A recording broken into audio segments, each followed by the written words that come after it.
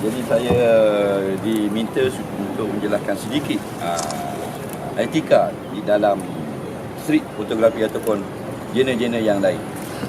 Yang nombor satu sekali, kita ni kena buat satu panduan yang cukup mudah. Apa yang kita tak suka, orang lain tak suka juga. Apa yang ibu bapa kita tak elok, ibu bapa orang lain tak elok juga. Jadi street ke, potret ke apa ke, kita suka tak gambar itu kalau ayah kita duduk keadaan begitu? Kalau tak suka, elakkan. Nampak? Sama ada kita momen dia cantik, kita dapat siluet saja. Contoh. Contoh orang tidur. Tidur kita dapatkan separuh badan dia atau ambil daripada kaki dia. Sebab kalau ayah kita tidur, kita suka tak member kita yang shoot muka ayah kita? Nampak? Jadi kita ukur dengan orang lain, itu yang terbaik. Tapi bukan peraturan, masing-masing punya. Itu yang terbaik. Jadi kalau adik kita dalam keadaan jatuh lagu tu, kalau kita tak suka orang ambil gambar adik kita jatuh, jangan ambil gambar adik orang lain.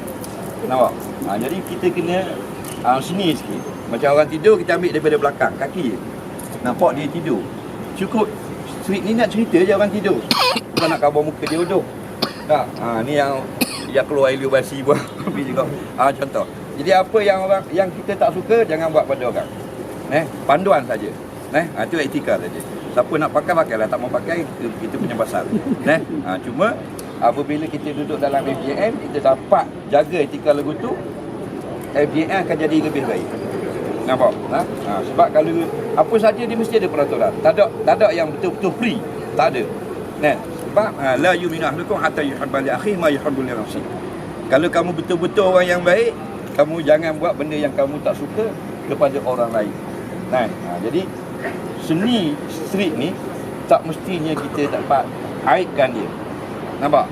Kita jaga dia sebab orang akan tengok bukan keaiban dia. Kita nak tunjuk ke orang momen, kita nak tunjuk apa benda ni, rule of third kita nak tunjuk kita punya nampak art of see.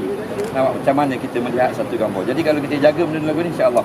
Sebab kita tengok yang menang-menang street dunia, nombor 1, nombor 2, nombor 3 award tu, dia gambar-gambar biasa je kadang-kadang. Tapi kita nak dapat tu, kita kena duduk lama di situ. Contohnya, tak bayang belaga dengan hidung orang apa semua. Benda-benda simple saja. Yang tu yang dapat first, dapat second, dapat hadiah apa $50,000. Tak main $15, $50,000. Jadi kita tengok gambar-gambar di street itu, kita seronok tengok. Wih, dia ni mesti duduk sini sehari 2 hari. Ada satu gambar tu, dia ceritalah dalam YouTube. Dia pergi di situ 2 minggu untuk dapat satu gambar. 2 minggu dia pergi. Kali pertama dia kena balik flight, lusa. Dia kena mari lagi 2 minggu untuk dapatkan betul-betul bayang tu duduk begini dan orang turun sini, 3 orang duduk di bawah. Dia kena tunggu 2 minggu baru dapat. Hari yang ke-12, hari yang ke-13, 14 dia shoot semua sekali, dia pakai filem 11,000 roll. Keping gambar 11,000 roll, 36 ke 24 saya tak tahulah. Dia ceritalah untuk sekeping gambar. Gambar tu dia dapat bayaran lah.